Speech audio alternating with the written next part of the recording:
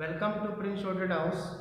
Student, जैसा आपको पता है कि हम सर जीडी बेस्ड से आपको 60 वर्ड्स एवरी मिनट स्पीडोग्राफी से दे रहे हैं और मैं साथ में आपको ये आज रिक्वेस्ट करना चाहूँगा कि आप नियर बाई जो आपके स्टूडेंट्स हैं जिनको स्टेनो के बारे में नहीं पता है, टाइपिंग के बारे में नहीं पता, वैकेंसीज के बारे में नहीं पता होता, गवर्नमेंट जॉब के बारे में उनको बताइए और हमारे यूट्यूब चैनल को लाइक और सब्सक्राइब कीजिए ताकि आपको बेनिफिट मिले और बच्चों को बताइए ताकि वो स्टेनो की लाइन में एक अच्छी अचीवमेंट पे जा सके।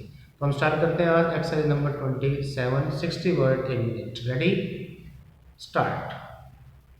Mister vice chairman sir, at the very outset I cannot help pointing out that wheat procurement and distribution policy of the Government of India has been marked by a stop-go attitude both in respect of governmental as well as private trade effort.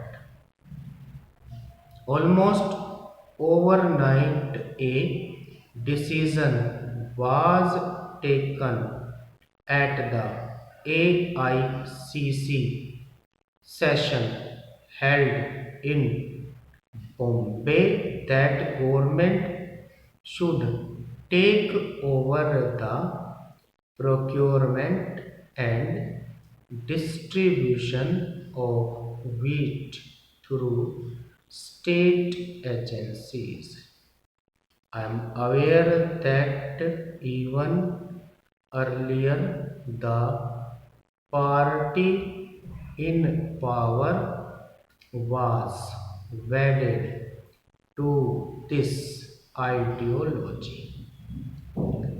My point is that the decision was arrived at without adequate homework. It is one thing to formulate resolutions and another to implement them. A political party can easily indulge in the pastime of drawing up resolutions than for any government to implement the resolutions into effective action. Our Prime Minister took a hard decision to modify this policy so that the government could procure enough wheat for distribution and take care that the vulnerable sections of the people are served fully through procurement efforts on the part of state agencies and the private traders.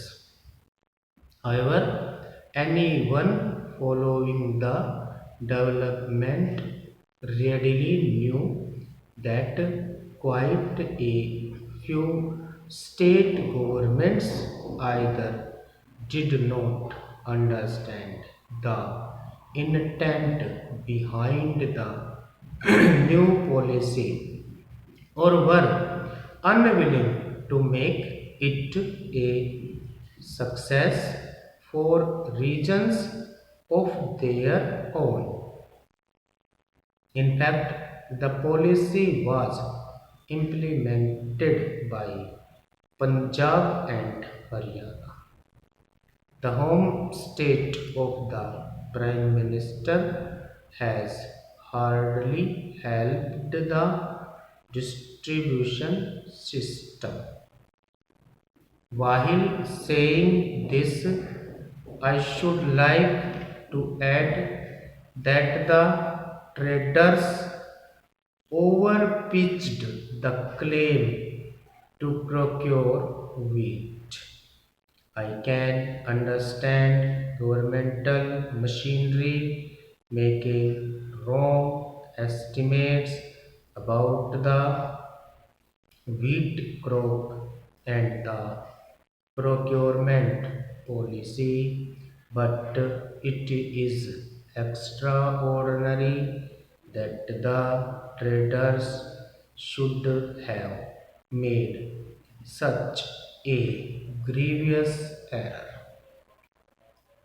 Possibly the traders thought it politics to exaggerate their capacity so that it might be acceptable to the authorities on the one hand and also persuade the farmer to part with their stocks on the other.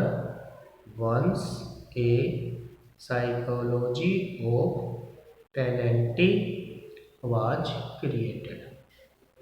The farmer in India is no less a businessman than a trader.